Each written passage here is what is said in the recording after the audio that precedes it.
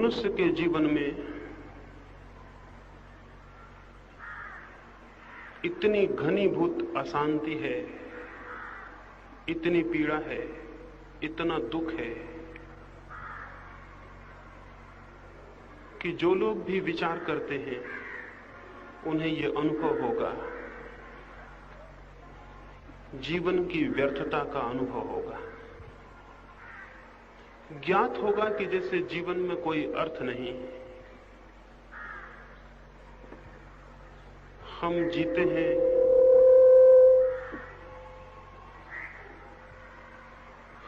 जीते हैं केवल इसलिए कि मरने में समर्थ नहीं है। जिए जाते हैं और मृत्यु की प्रतीक्षा करते हैं। इस भांति जीना इतना व्यर्थ और बोझिल है कि करीब करीब जीते जी ही हम मुर्दों की भांति हो जाते हैं। कोई रस, कोई आनंद, कोई जीवन में नृत्य और संगीत नहीं रह जाता। वो सब विनष्ट हो जाता है। जैसे किसी पौधे को हम उखाड़ लें, उसकी जड़ें टूट जाएं और पौधा कुम्हला जाए, उसके फूल मुरझा जाएं। करीब करीब मनुष्य का जीवन ऐसा हो गया है, अपरूटेड। उसकी सारी जड़ें टूट गई हैं जमीन से। इसलिए न तो ऐसी आंखें दिखाई पड़ती हैं जो शांत हों, न ऐसे हृदय दिखाई पड़ते हैं जो आनंद से भरे हों, और न ऐसे जीवन दिखाई पड़ते हैं जिनमें प्रेम का संगीत हो। ये जो इतनी उदास, इतनी दुख से भरी और पीड़ा से भरी स्थिति है, इसके लिए क्या किया जाए? क्या हो? कौन सा रास्ता, कौन सी विधि मनुष्य को प्रफुल्लित कर सके, आनंदित कर सके? मैंने कहा यह कोई पुरुष और स्त्री का अलग प्रश्न नहीं है। ये तो जीवन का प्रश्न है और सभी के लिए है। एक इस संबंध में भी पूछा है कि जीवन में अशांति है, शांति कैसे उपलब्ध हो? जीवन में अशांति है, ये तो हमें अनुभव होता है, लेकिन शायद ये हमें दिखाई नहीं पड़ता कि उस अशांति को हमारे अतिरिक्त और कोई पैदा नहीं करता है। जीवन में अशांति का एक तो मौलिक कारण यही है कि जब भी अशांति होती है तब हम सोचते हैं कोई और अशांति को पैदा कर रहा है। जो व्यक्ति भी इस भाषा में सोचता है कि कोई और अशांति को पैदा कर रहा है, उसके जीवन में शांति कभी नहीं हो सकेगी।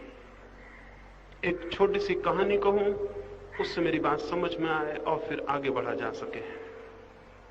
एक छोटे से गांव में सुबह होने को थी, सूरज निकलने को था। एक घुड़सवार आके रुका। गांव के बाहर ही, गांव की दीवार के बाहर ही एक बूढ़ा आदमी बैठा हुआ था।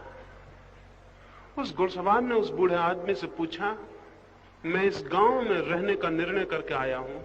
पुराना गांव मैंने बदल लिया, मैं इस गांव में रहना चाहता हूं। क्या आप बता सकेंगे कि इस गांव के लोग कैसे हैं?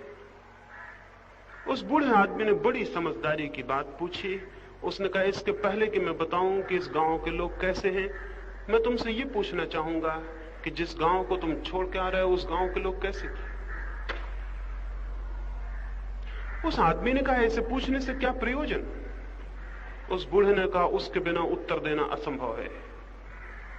मुझे बताओ, जिस गांव को तुम छोड़ के आते हो, उस गांव के लोग कैसे थे?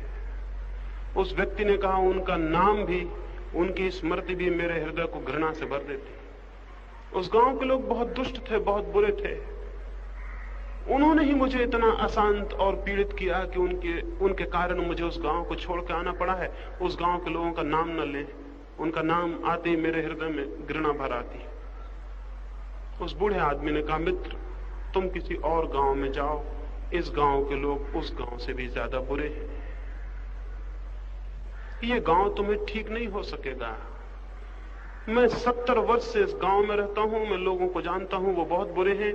तुम्हारे गांव के लोग जिनको तुम बुरा कह रहे हो, इनके सामने कुछ भी बुरे नहीं है, तुम कोई और गांव जाओ। वो घुड़सवार आगे बढ़ गया और उसके पीछे ही एक बैलगाड़ी आके रुकी। उसमें भी एक परिवार आया हुआ था और उस परिवार ने भी उस बूढ़े से पूछा कि इस गांव के कैसे लोग हैं, हम अपने गांव को छोड़ के आते हैं और इस गांव में रहना चाहते हैं। बूढ़े ने फिर वही प्रश्न दोहराया। उसने कहा, मुझे बताओ तुम जिस गांव को छोड़ के आते हो वहां के लोग कैसे थे?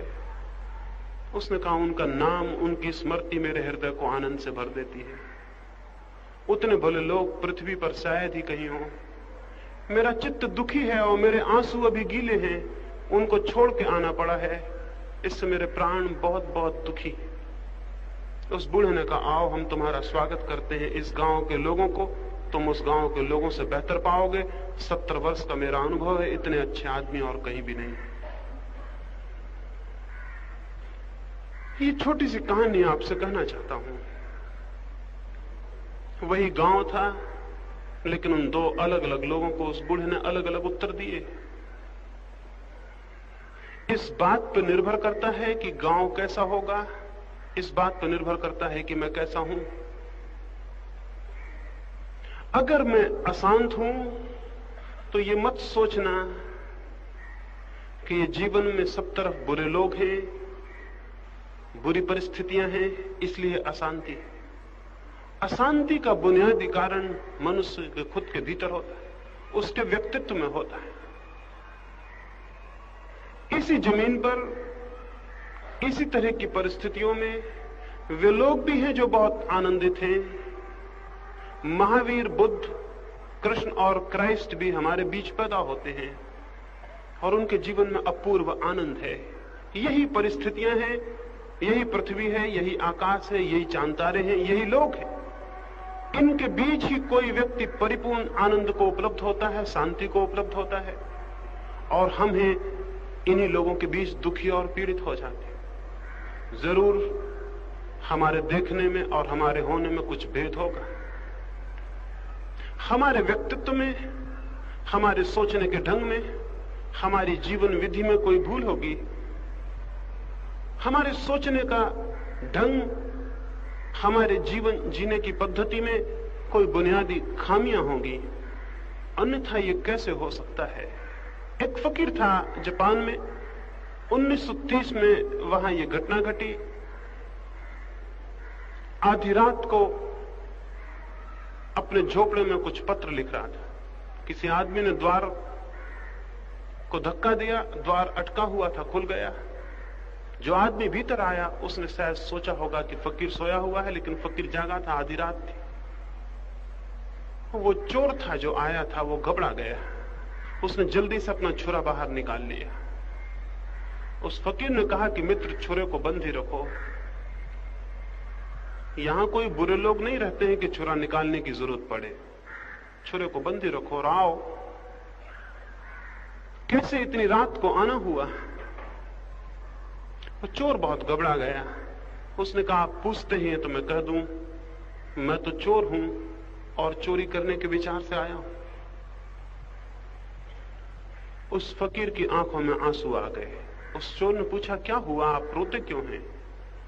उस फकीर ने कहा, इसलिए रोता हूं कि तुम कितनी पीड़ा में और दुख में नहीं होगे कि तुम चोरी करने को तैयार हुए, और तुम कितनी मजबूरी में नहीं होगे कि आधी रात को गांव को छोड़कर एक फकीर के झोपड़े में चोरी करने आए। तुम्हारी स्थिति मेरे मन में बहुत दुख और पीड़ा पैदा करती है, और इस कारण भी मैं दुखी हूं कि मेरे पास ज्यादा भी नहीं है, कोई 10-5 रुपए पड़े हैं तो तुम उन्हें निकाल लो और ले जाओ। सामने के ताक पर से उसने रुपए उठाए। जब वो जाने को हुआ तो उस फकीर ने कहा, कृपा करो, कम से कम 1 रुपया वापस छोड़ दो, सुबह मुझे जरूरत पड़ सकती है। उसने 1 रुपया छोड़ा और वो चोर बाहर निकला। बाहर निकलते वक्त फकीर ने फिर उससे कहा, एक काम और करो, कम से कम मुझे धन्यवाद तो देते जाओ। उस चोर ने घबराहट में धन्यवाद दिया और चला गया। वर्ष भर बाद वो पकड़ गया। अदालत में मुकदमा था, और भी बहुत चोरियां थी, इस चोरी का भी अदालत को पता चल गया तो उस फकीर को अदालत में जाना पड़ा। चोर घबराया हुआ था और सारे लोगों की गवाहियों का उतना मूल्य नहीं था, लेकिन अगर फकीर कह देगा कि ये चोरी करने आया, उस फकीर की बड़ी प्रतिष्ठा थी, सैकड़ों लोग उसको पूछते थे, उसकी बात को तो कोई गलत नहीं मानेगा। वो बहुत डरा हुआ था। फकीर अदालत में गया। मजिस्ट्रेट ने पूछा कि क्या इस आदमी को आप पहचानते हैं? उस फकीर ने कहा, बहुत भली भांति, ये तो मेरे पुराने परिचित हैं और मित्र हैं। चोर घबराया। मजिस्ट्रेट ने पूछा कि क्या इन्होंने कभी आपके यहां चोरी की? उस फकीर ने कहा कि नहीं, इन्होंने कभी मेरे यहां चोरी नहीं की। हां, एक बार मजबूरी में ये रात को मेरे घर आए थे, तो मैंने इनको कुछ रुपए दिए थे और उनके बदले में इन्होंने धन्यवाद दे दिया था। बात वहीं समाप्त हो गई थी, चोरी का कोई सवाल नहीं है। चोर तो बहुत हैरान हुआ। बाद में जब वो छूट गया तो उस फकीर के पास गया और उसने कहा, मैं बहुत हैरान हूं, एक चोर को भी आप चोर ना समझ पाए। उस फकीर ने क्या कहा? उस फकीर ने कहा, जिस दिन मेरे भीतर का चोर मर गया, उस दिन के बाद किसी को चोर समझना मुश्किल हो गया है। हमारे व्यक्तित्व में जो नहीं है वो हमें ये सारी दुनिया नहीं दे सकती, और जो हमारे व्यक्तित्व में है उसे सारी दुनिया की ताकत हमसे छीन भी नहीं सकती। अगर आप अशांत हैं तो इस बात को समझना, कोई और आपको अशांत नहीं कर रहा है, कोई और कारण नहीं है जो आपको अशांत कर रहे हो। आप अशांत हैं ये आपके व्यक्तित्व की किसी बुनियादी भूल के कारण है। अगर ये बात ख्याल में ना आए तो हम परिस्थितियों को बदलने में, व्यक्तियों को बदलने में जीवन को गंवा देते हैं और स्वयं को बदलने की तरफ दृष्टि पैदा नहीं होती। अशांति है तो आप कारण हैं, शांति होगी तो आप कारण होंगे। किन बातों से अशांति पैदा होती है व्यक्तित्व में? जीवन के प्रति अंधकारपूर्ण दृष्टि से अशांति पैदा होती, जीवन के प्रति आलोकपूर्ण दृष्टि से शांति पैदा होती। क्या मेरा अर्थ है अंधकारपूर्ण दृष्टि से? जीवन को देखने का ढंग, जीवन के प्रति नजर, एटीट्यूड दो प्रकार के हो सकते हैं। मैं एक घर में मेहमान होता था। जब मैं जाता, उस घर के सारे परिवार के लोग मुझे बहुत प्रेम करते। उस घर की गृहिणी तो इतना प्रेम करती कि जब मैं उनके घर में जाता तो जिस दिन मैं जाता उसी दिन से वो रोना शुरू कर देती। मैं बहुत हैरान हुआ। मैंने पूछा कि ये रोना क्यों शुरू कर देती हो मेरे आने से? उसने कहा, जैसे ही आप आते हैं मुझे आपके जाने का डर और आप 2 दिन बाद चले जाएंगे, इसकी पीड़ा और इतना दुख मुझे होने लगता है कि जब तक आप रहते हैं मैं सिर्फ रोती रहती हूं। एक और घर में मैं ठहरता था, कभी दिन को जाता, कभी 2 दिन को उनके घर रुकता। उस घर में भी जो परिवार था बहुत प्रेम करता। मैंने उनसे पूछा कि जब मैं आता हूं आप रोते हैं या नहीं? उस घर की गृहिणी ने मुझे कहा, जब आप होते हैं तब हम आनंदित होते हैं, और जब आप चले जाते हैं तो फिर हम अत्यंत आनंद से आपके आने की प्रतीक्षा करने लगते हैं। मैंने उनसे कहा, जब मैं आपके घर में नहीं रहता हूं तब? तो उसने कहा कि मैं प्रतीक्षा करती हूं आनंद से आपके पुनः आने की। जब आप होते हैं तब होने का आनंद, जब आप नहीं होते तब आने की प्रतीक्षा का प्रीतिपूर्ण आनंद। और एक घर में एक गृहिणी ने मुझे कहा कि जब आप नहीं होते हैं तो मैं दुखी होती हूं, कब आप आएंगे, और जब आप आते हैं तो मैं दुखी रहती हूं कि कहीं आप आजकल में आप चले ही जाएंगे। जीवन को देखने के 2 ढंग होते हैं। जो हमारे पास होता है उसमें आनंदित होना, और जो हमारे पास नहीं है उसके लिए दुखी होना। अगर आपके एक दांत में दर्द हो जाए तो ऐसा लगेगा कि मेरे ऊपर नरक टूट पड़ा, और आप सोचेंगी कि अगर ये मेरा दांत का दर्द अलग हो जाए तो मुझे सब सुख मिल जाएगा। लेकिन जब दांत का दर्द दूर हो जाता है, आपको कौन सा सुख मिलता है? और अभी आपका कोई भी दांत नहीं दुख रहा है, आपको कौन सा सुख है? एक दांत का दर्द नरक में डाल देता है, 32 दांत में कोई भी नहीं दुख रहा है, लेकिन आप स्वर्ग में नहीं हैं।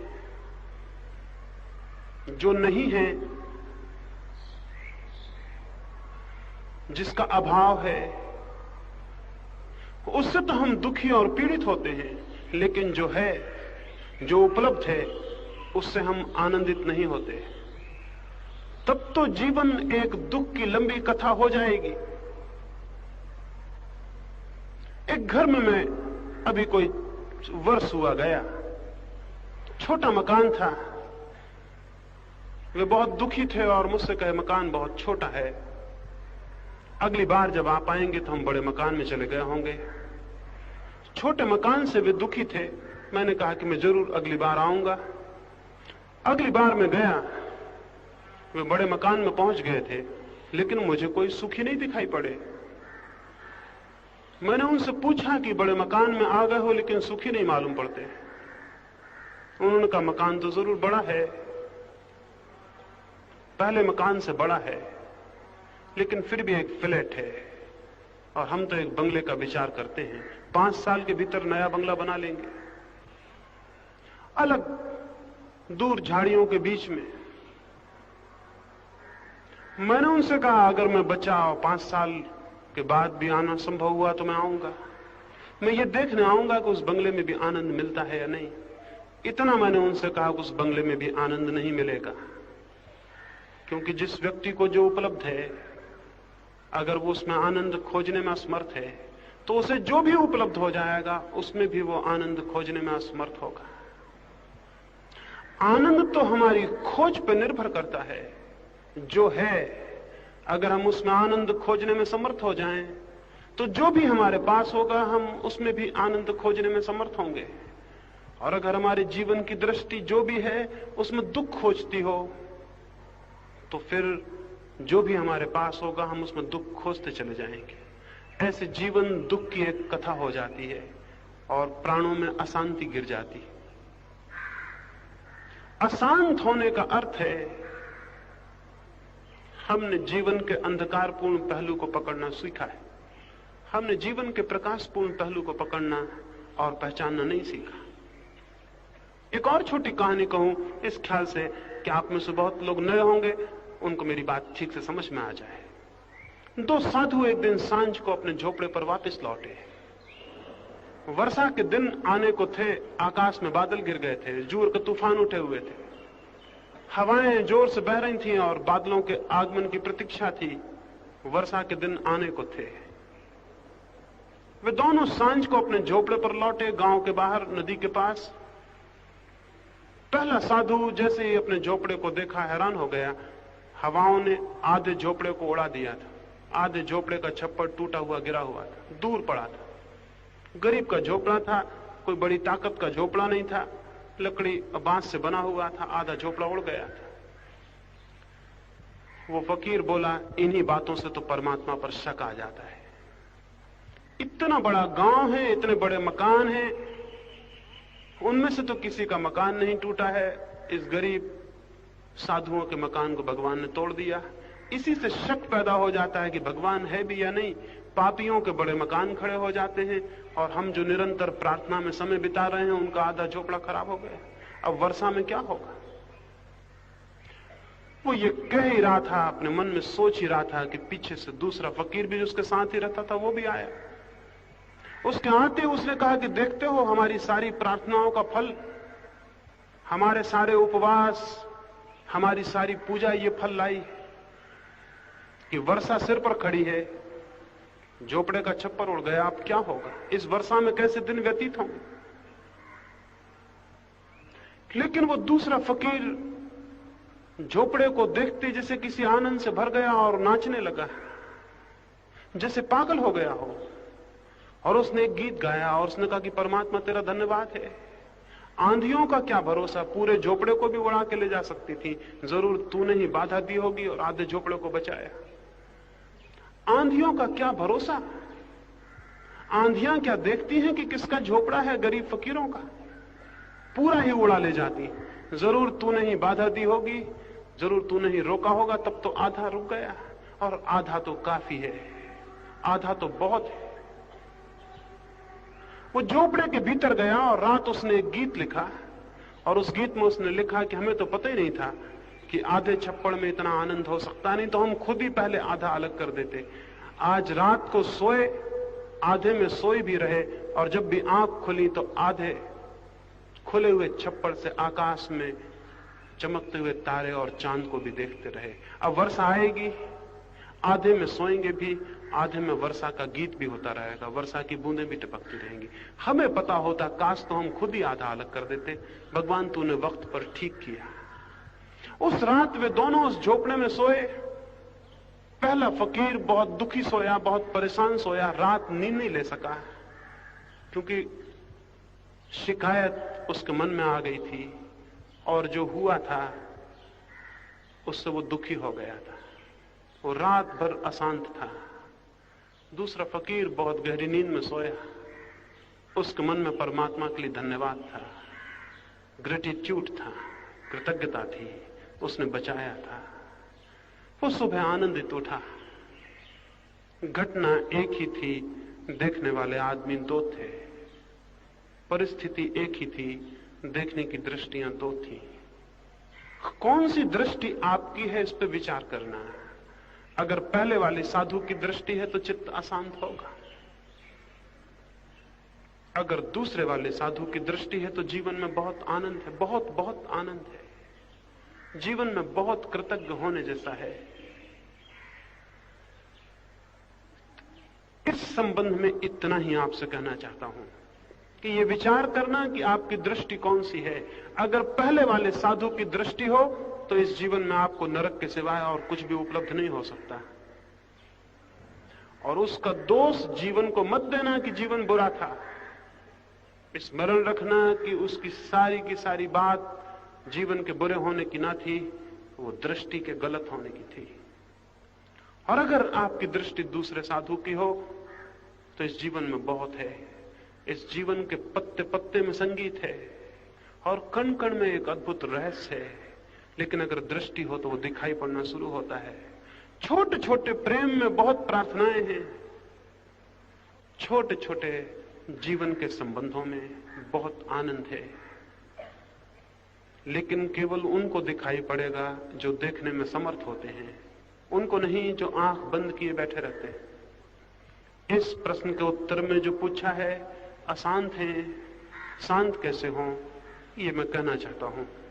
विचार करना, देखना कि किस तरह से जीवन को देखने का आपका ढंग है, और ये आपके हाथ में है कि अगर ये दिखाई पड़ जाए कि जीवन को देखने का ढंग मेरा गलत है, और मैं अपने हाथ से अशांति के बीज बोए चला जाता हूं, और मैं अपने हाथ से जहां फूल भी हैं और कांटे भी हैं वहां केवल कांटों को ही देखता हूं, फूलों को नहीं, तो फिर कौन क्या करेगा? अगर ये ख्याल आ जाए तो जीवन को बदलना आपके हाथ में है, क्योंकि कोई भी मनुष्य दुखी नहीं होना चाहता। कौन दुखी होना चाहता है? कोई भी दुखी नहीं होना चाहता। अगर ये स्पष्ट समझ में आ जाए कि दुखी होना मेरी दृष्टि में है, तो उस दृष्टि से मुक्त होना कठिन नहीं है। ये बोध आते ही कि मेरी दृष्टि गलत है, जीवन में परिवर्तन शुरू हो जाता है। ये बोध आते ही कि अशांति के कारण मेरे देखने में छिपे हैं, देखने का ढंग बदलना शुरू हो जाता है। कुछ और करने की जरूरत नहीं, ठीक रूप से सत्य के प्रति जाग जाना जरूरी है कि मेरी अशांति मेरे जीवन दृष्टिकोण में छिपी। जब तक दूसरों में हम अशांति के कारण खोजते रहेंगे, एक पत्नी खोजती रहेगी कि उसके पति के कारण वो अशांत है, वो गलती में है। एक मां सोचती रहेगी अपने बच्चों के कारण अशांत है, वो गलती में है। एक बहन सोचती रहे कि वो अपने संबंधियों के कारण अशांत है, वो गलती में। जो भी ये सोचता हो कि मैं किसी और के कारण अशांत है, वो एकदम गलत है। और इस भांति सोचने से उसके जीवन में कभी शांति संभव नहीं हो सकती। ये सोचना ही अशांति को जन्म देता है। सोचने का ढंग बदलना जरूरी है। वो तभी बदल सकता है जब हम अपने व्यक्तित्व का ठीक से विश्लेषण करें, ठीक से अपने व्यक्तित्व को सोचें और समझें और देखें कि मेरे नजर में, मेरी दृष्टि में कहीं भूल तो नहीं है, कहीं बुनियादी भूल तो नहीं है। और मैं समझता हूं कि हम में से प्रत्येक के पास इतनी समझ होती है कि अगर हम उसका उपयोग करें तो अपनी दृष्टि की भूल को देख पा सकते हैं, और वो देख ली जाए, उसका दर्शन हो जाए, तो जीवन में क्रांति होनी शुरू हो जाती है। वही होंगे दिन, वही होंगी रातें, वही होंगे पति, वही होंगे बच्चे, वही होगा परिवार, वही होगी दुनिया, लेकिन दृष्टि के बदलते ही वही सब जहां नरक था, स्वर्ग का आगमन शुरू हो जाता है। स्वर्ग और नरक कोई भौगोलिक, कोई ज्योग्राफिकल स्थितियां नहीं है कि कहीं ज्योग्राफी में, कहीं भूगोल में खोजने से नरक और स्वर्ग मिल जाएंगे। स्वर्ग और नरक साइकोलॉजिकल, मनुष्य की मानसिक स्थितियां हैं। जो मनुष्य जीवन को ठीक से देखने में समर्थ हो जाता है, वो यहीं स्वर्ग में प्रविष्ट हो जाता है, और जो गलत ढंग से देखता है वो नरक में प्रविष्ट हो जाता है। कुछ और दो एक प्रश्न पूछे हैं।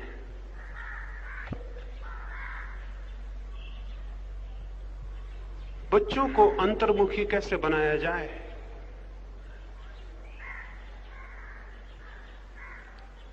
पहली तो बात यह है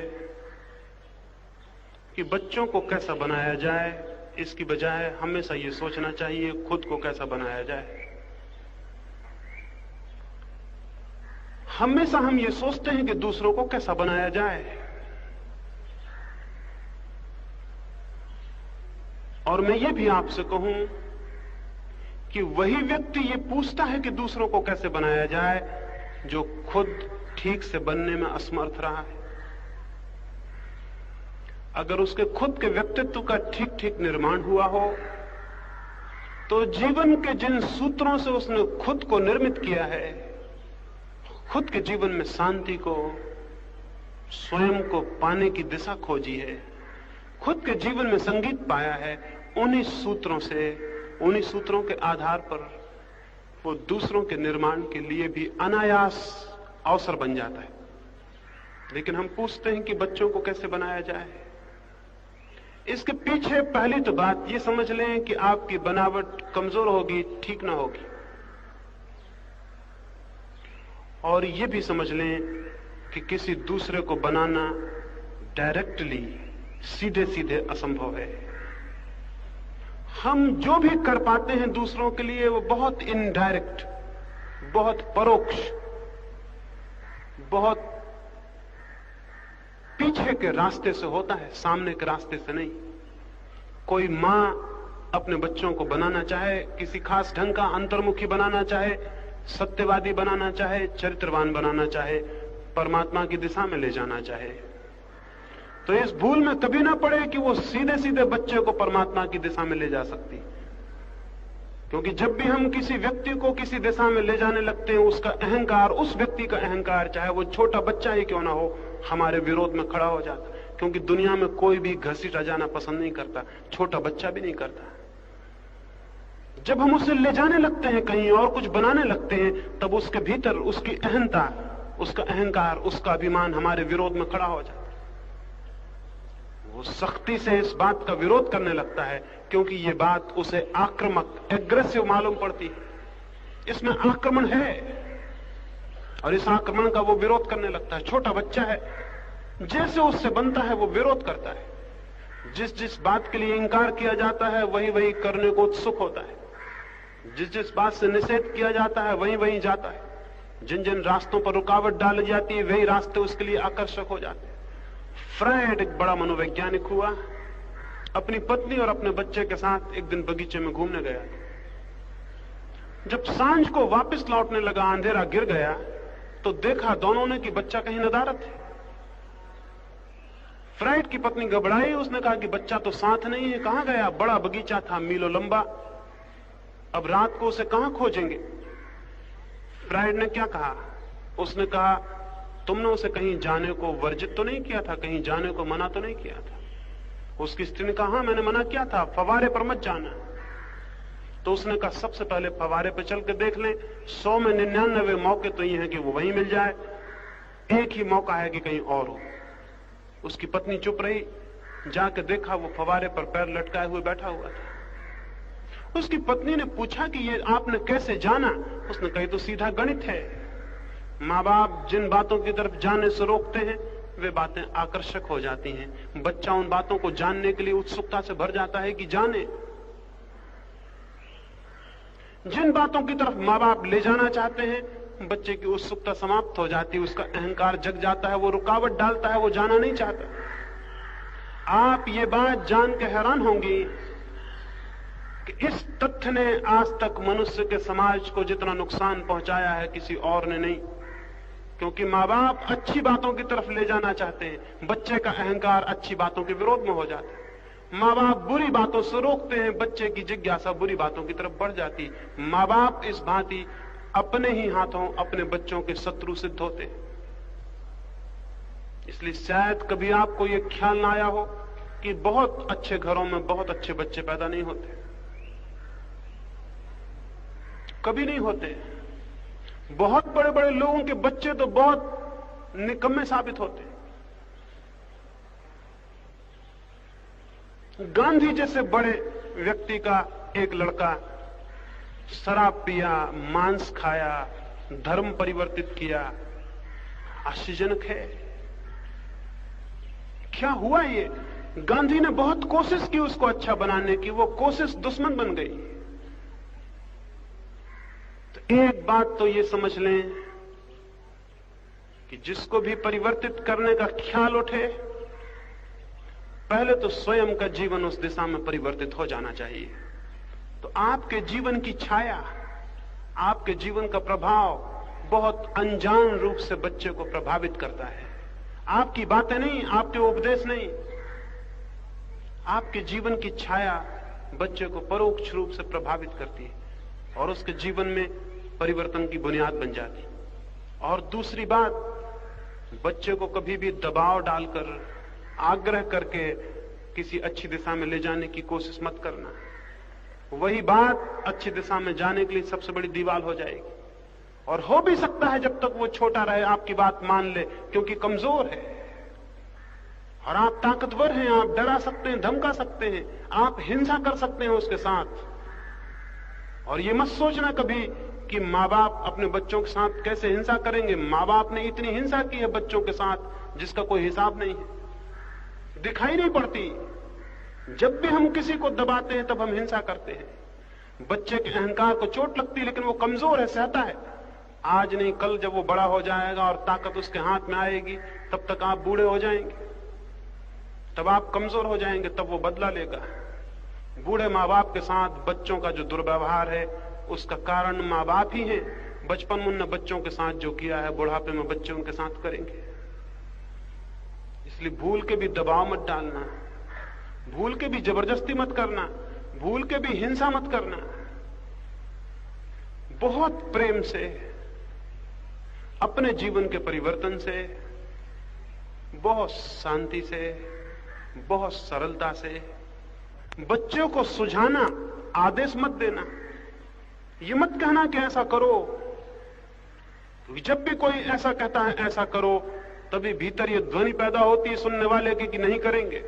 ये बिल्कुल सहज है। उससे ये मत कहना ऐसा करो, उससे यही कहना कि मैंने ऐसा किया और आनंद पाया। अगर तुम्हें आनंद पाना हो तो इस दिशा में सोचना। उसे समझाना, उसे सुझाव देना, आदेश नहीं, उपदेश नहीं। उपदेश और आदेश बड़े खतरनाक सिद्ध होते हैं। उपदेश और आदेश बड़े अपमानजनक सिद्ध होते हैं। छोटे बच्चे का बहुत आदर करना, क्योंकि जिसका हम आदर करते हैं उसको ही केवल हम अपने हृदय के निकट ला पाते हैं। ये हैरानी की बात मालूम पड़ेगी। हम तो चाहते हैं कि छोटे बच्चे बड़ों का आदर करें, हम उनका कैसे आदर करें? लेकिन अगर हम चाहते हैं कि छोटे बच्चे आदर करें माँ बाप का, तो आदर देना पड़ेगा। यह असंभव है कि माँ बाप अनादर दें और बच्चों से आदर पालें। यह असंभव है। बच्चों को आदर देना जरूरी है और बहुत आदर देना जरूरी। उगते हुए अंकुर हैं, उगता हुआ सूरज है। हम तो व्यर्थ हो गए, हम तो चुक गए, अभी उसमें जीवन का विकास होने को है। वो परमात्मा ने एक नए व्यक्तित्व को भेजा है, वो उभर रहा है, उसके प्रति बहुत सम्मान, बहुत आदर जरूरी है। आदर पूर्वक, प्रेम पूर्वक, खुद के व्यक्तित्व के परिवर्तन के द्वारा उस बच्चे के जीवन को भी परिवर्तित किया जा सकता है। अंतर्मुखी बनाने के लिए पूछा है। अंतर्मुखी तभी कोई बन सकता है जब भीतर आनंद की ध्वनि गूंजने लगे। हमारा चित्त वहीं चला जाता है जहां आनंद होता है। अभी मैं यहां बोल रहा हूं, अगर कोई वहां एक वीणा बजाने लगे और गीत गाने लगे, तो फिर आपको अपने मन को वहां ले जाना थोड़ी पड़ेगा, वो चला जाएगा। आप अचानक पाएंगे कि आपका मन मुझे नहीं सुन रहा है, वो वीणा सुनने लगा। मन तो वहां जाता है जहां सुख है, जहां संगीत है, जहां रस है। बच्चे बहिर्मुखी इसलिए हो जाते हैं कि वो माँ बाप को देखते हैं दौड़ते हुए बाहर की तरफ। एक माँ को वो देखते हैं बहुत अच्छे कपड़ों की तरफ दौड़ते हुए, देखते हैं गहनों की तरफ दौड़ते हुए, देखते हैं बड़े मकान की तरफ दौड़ते हुए, देखते हैं बाहर की तरफ दौड़ते हुए। उन बच्चों का भी जीवन बहिर्मुखी हो जाता है। अगर वे देखें एक माँ को आंख बंद किए हुए और उसके चेहरे पर आनंद झरते हुए देखें, और वे देखें एक माँ को प्रेम से भरे हुए, और वे देखें एक माँ को छोटे मकान में भी प्रफुल्लित और आनंदित, और वे कभी कभी देखें कि माँ आंख बंद कर लेती है और किसी आनंद के लोक में चली जाती है, वे पूछेंगे कि ये क्या है, कहां चली जाती हो। वे अगर माँ को ध्यान में और प्रार्थना में देखें, वे अगर किसी गहरी तल्लीनता में उसे डूबा हुआ देखें, वे अगर उसे बहुत गहरे प्रेम में देखें, तो वे जानना चाहेंगे कि कहां जाती हो, ये खुशी कहां से आती है, ये आंखों में शांति कहां से आती है, ये प्रफुल्लता चेहरे पर कहां से आती है, ये सौंदर्य, ये जीवन कहां से आ रहा है। वे पूछेंगे, वे जानना चाहेंगे, और वही जानना, वही पूछना, वही जिज्ञासा, फिर उन्हें मार्ग दिया जा सकता है। तो पहली तो जरूरत है कि अंतर्मुखी होना खुद सीखें। अंतर्मुखी होने का अर्थ है घड़ी दो घड़ी को 24 घंटे के जीवन में सब बातें चुप हो जाएं, मौन हो जाएं, भीतर से आनंद को उठने दें, भीतर से शांति को उठने दें, सब तरह से मौन और शांत होकर घड़ी दो घड़ी को बैठ जाएं। जो माँ बाप 24 घंटे में भी घंटे दो घंटे को मौन होकर नहीं बैठते, उनके बच्चों के जीवन में मौन नहीं हो सकता। जो माँ बाप घंटे दो घंटे को घर में प्रार्थना में लीन नहीं हो जाते हैं, ध्यान में नहीं चले जाते हैं, उनके बच्चे कैसे अंतर्मुखी हो सकेंगे। बच्चे देखते हैं माँ बाप को कलह करते हुए, द्वंद्व करते हुए, संघर्ष करते हुए, लड़ते हुए, दुर्वचन बोलते हुए। बच्चे देखते हैं माँ बाप के बीच कोई बहुत गहरा प्रेम का संबंध नहीं देखते, कोई शांति नहीं देखते, कोई आनंद नहीं देखते, उदासी, ऊब, घबराहट, परेशानी देखते हैं। ठीक इसी तरह की जीवन की दिशा उनकी हो जाती। बच्चों को बदलना हो तो खुद को बदलना जरूरी है। अगर बच्चों से प्रेम हो तो खुद को बदल लेना एकदम जरूरी है। जब तक आपके कोई बच्चा नहीं था तब तक आपकी कोई जिम्मेवारी नहीं थी। बच्चा होने के बाद एक अद्भुत जिम्मेवारी आपके ऊपर आ गई। एक पूरा जीवन बनेगा या बिगड़ेगा और वह आप पर निर्भर हो गया। अब आप जो भी करेंगी उसका परिणाम उस बच्चे पर होगा। अगर वो बच्चा बिगड़ा, अगर वो गलत दिशाओं में गया, अगर दुख और पीड़ा में गया, तो उसका पाप किसके ऊपर होगा। बच्चे को पैदा करना आसान, लेकिन ठीक अर्थों में मां बनना बहुत कठिन है। बच्चे को पैदा करना तो बहुत आसान है, पशु पक्षी भी करते हैं, मनुष्य भी करते हैं, भीड़ बढ़ती जाती है दुनिया में, लेकिन इस भीड़ से कोई हल नहीं है। मां होना बहुत कठिन है। अगर दुनिया में कुछ स्त्रियां भी मां हो सके तो सारी दुनिया दूसरी हो सकती है। मां होने का अर्थ है इस बात का उत्तरदायित्व कि जिस जीवन को मैंने जन्म दिया है, अब उस जीवन को ऊंचे से ऊंचे स्तरों तक, परमात्मा तक पहुंचाने की दिशा पर ले जाना मेरा कर्तव्य है। और इस कर्तव्य की छाया में मुझे खुद को बदलना होगा, क्योंकि जो व्यक्ति भी दूसरे को बदलना चाहता हो, उसे अपने को बदले बिना कोई रास्ता नहीं है। एक और प्रश्न पूछा हुआ है, बहुत महत्वपूर्ण। पूछा है कि पत्नी की इच्छा के विरुद्ध जब पति शारीरिक उपभोग करने के लिए बाध्य करते हैं तो स्त्री की मानसिक हालत विक्षिप्त हो जाती है उस तनावपूर्ण स्थिति में औरत का क्या कर्तव्य हो सकता है? और भी बहुत सी बहन मुझे निरंतर पूछती हैं। बहुत स्त्रियों के जीवन में प्रश्न होगा, लेकिन शायद इस बात को कभी भी नहीं सोचा होगा कि पति के मन में कामेच्छा की बहुत प्रवृत्ति का पैदा होना किस बात का सबूत है। वो इस बात का सबूत है कि पति को प्रेम नहीं मिल रहा। ये सोच के शायद ये सुनकर हैरानी होगी। जो पत्नी अपने पति को जितना ज्यादा प्रेम दे सकेगी, उस पति के जीवन में सेक्सुअल डिजायर उतनी ही कम हो जाएगी। शायद ये कभी ख्याल में आपके ना आया हो। जिन लोगों के जीवन में जितना प्रेम कम होता है, उतनी ही ज्यादा कामेशना और सेक्सुअलिटी होती है। जिस व्यक्ति के जीवन में जितना ज्यादा प्रेम होता है, उतना ही उसके जीवन में सेक्स नहीं होता। सेक्स धीरे धीरे क्षीण होता चला जाता है। तो पत्नी के ऊपर एक अद्भुत कर्तव्य है, पति के ऊपर भी है। अगर पत्नी को लगता है कि पति बहुत कामेच्छा से पीड़ित होता है और उसे ऐसे उपभोग में ले जाता है जहां उसका चित्त दुखी होता है, शांति नहीं पाता, कष्ट पाता है और विक्षिप्तता आती, पागलपन आता है, घबराहट आती, तो उसे जानना चाहिए कि पति के प्रति उसका प्रेम अधूरा होगा। वो पति को और गहरा प्रेम दे, वो इतना प्रेम दे कि प्रेम पति को शांत कर दे। जिस पति को प्रेम नहीं मिलता, उसके भीतर अशांति घनीभूत होती है और उस अशांति के निकास के लिए, रिलीज के लिए सिवाय सेक्स के और कुछ भी नहीं रह जाता।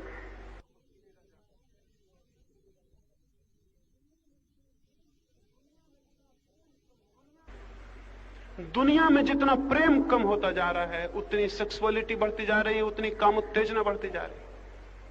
अगर पत्नी पति को परिपूर्ण प्रेम दे, बहुत पुराने ऋषि ने एक अद्भुत बात कही है। एक बहुत पुराने ऋषि को एक घर में आमंत्रित किया गया था, नया विवाह हुआ था और लड़की विदा हो रही थी। उस ऋषि ने उस लड़की को आशीर्वाद दिया कि मैं तुझे आशीर्वाद देता हूं कि तेरे 10 पुत्र हों और अंत में तेरा पति भी तेरा 11वां पुत्र हो जाए। स्त्री घबरा गई, उसके परिजन घबरा गए कि ये ऋषि ने क्या कहा। पूछा कि इसका अर्थ? उसने कहा कि तू पति को इतना प्रेम करना, इतना प्रेम करना कि पति का तेरा प्रेम, तेरे प्रेम की पवित्रता, तेरे प्रेम की प्रार्थना पति के भीतर से सेक्स को विलीन कर दे और वो एक दिन तेरा पुत्र जैसा हो जाए। जीवन की सार्थकता और दाम्पत्य की परिपूर्ण निष्पत्ति तभी है जब पत्नी अंततः पाए कि पति भी उसका पुत्र हो गया है, वो उसकी मां हो गई। गांधी लंका गए थे, वहां किसी ने भूल से, बाबी उनके साथ थी, किसी ने भूल से उनका परिचय दिया और कह दिया कि गांधी भी आए हैं और बड़े सौभाग्य की बात है उनकी मां बाबी आई है। बाबी घबरा गई, गांधी के साथी भी सब परेशान हुए कि तो हमारी भूल हो गई, पहले बताना था। फिर गांधी बोलने ही बैठ गए थे तो कोई उपाय ना था। लेकिन गांधी ने क्या कहा? गांधी ने कहा कि किसी मित्र ने परिचय देते वक्त भूल से सच्ची बात कह दी। बा पहले मेरी पत्नी थी, इधर 10 वर्षों से मेरी मां हो गई। जो पत्नी पति की मां न बन पाए, अंततः जानना चाहिए उसका जीवन व्यर्थ गया। प्रेम जितना घनीभूत होगा, प्रेम जितना गहरा होगा, उतना ही पवित्र होता चला जाता है, उतना ही सेक्स विलीन होता चला जाता है। एक बात। दूसरी बात, ये तो लंबी प्रक्रिया से होगा, लेकिन पूछा है पति अगर जबरदस्ती करे तो आज ही तो ये नहीं हो सकता। आज क्या होगा? इस क्षण क्या हो सकता है? पति अगर जबरदस्ती करे और कामोपभोग में ले जाए तो स्त्री क्या करे? मेरा मानना है इसे प्रयोग करें, समझें और सोचें। अगर पति जबरदस्ती ले जाता है कामोपभोग में, तो ठीक कामोपभोग के क्षण में, ठीक इंटरकोर्स के क्षण में अपने मन में पूरी प्रार्थना करें कि पति के जीवन में शांति हो, पति के जीवन में प्रेम हो। ठीक उस क्षण में प्रार्थना करें अपने मन में। उस क्षण में पत्नी और पति की आत्माएं अत्यंत निकट होती हैं, अत्यंत निकट होती हैं। उस क्षण में पत्नी के मन में जो भी उठेगा वो पति के मन तक संक्रमित हो जाता है। अगर उस क्षण में यह प्रार्थना की है कि पति के जीवन में शांति और प्रेम हो, सेक्स क्षीण हो, कामोत्तेजना क्षीण हो, उसके मन के विकार गिरें। अगर पत्नी ने ये बहुत प्रेमपूर्ण प्रार्थना की है, इसके फल तत्क्षण दिखाई पड़ने शुरू हो जाएंगे। क्योंकि उस क्षण पति और पत्नी दो शरीर ही होते हैं, उनकी आत्माएं अत्यंत निकट हो जाती हैं, और उस क्षण में जो भी भाव हों वे एक दूसरे में प्रविष्ट हो जाते हैं। तात्कालिक करने के लिए मैं ये कहता हूं, लेकिन लंबे जीवन के प्रवाह में इतना प्रेम देने को कहता हूं कि प्रेम इतनी पवित्रता को पैदा कर दे कि सेक्स की कल्पना धीरे धीरे क्षीण हो जाए और विलीन हो जाए। तो मैंने आपसे कही इस ख्याल से नहीं कि मैंने जो कहा है उसको वैसा ही मान लेना। मैं कोई गुरु नहीं हूं, मैं कोई उपदेशक नहीं हूं, और मैं कोई प्रचारक नहीं हूं, और मेरे मन में कोई आकांक्षा नहीं है कि मैं जो कहता हूं उसे कोई माने। फिर मैं क्यों कहता हूं? कहता हूं सिर्फ इस छोटी सी बात के कारण कि जो मैंने कहा है उसे कोई सोचे, विचारे। तो जो मैंने कहा है उसे मान लेने की कोई जरूरत नहीं है, उसे सोचना, विचारना, उस पर थोड़ा जीवन में प्रयोग करना। और अगर उस प्रयोग से, उस सोच विचार से उसमें से कोई सूत्र निकले तो वो सूत्र फिर आपका हो जाएगा, वो फिर मेरा नहीं है। फिर वो आपका जीवन दर्शन बन जाएगा, वो फिर आपके जीवन के लिए आधार बन जाएगा, वो फिर मेरा नहीं है। फिर मुझे भूला जा सकता है और उस सूत्र के अनुसार जीवन को गति दी जा सकती है।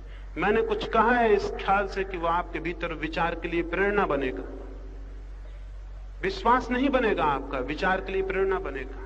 मैंने कुछ कहा है उस अवसर बनेगा कि आप उस पर सोचेंगे, चिंतन करेंगे। जितना चिंतन करेंगे, जितना जीवन में खो देंगे और विचार करेंगे, उतनी ही ज्यादा संपदा मिलनी शुरू हो जाती है। बहुत कुछ छिपा है जीवन में जो विचार की कुदाली को लेकर खोदना शुरू करता है, वो बहुत बड़ी संपत्ति का मालिक हो जाता है। वो दरिद्र नहीं रह जाता, फिर वो दीन नहीं रह जाता। हो सकता है वस्त्र उसके पास बहुत बड़े ना हो, मकान बहुत बड़े ना हो, लेकिन उसके पास एक आत्मिक संपत्ति होती है जिसके आगे कोई भी संपत्ति नहीं है। और वैसी संपत्ति सबके भीतर छिपी है। जो भी खोजता है उसे मिल जाती है, और जो बैठा रहता है वो खो देता है।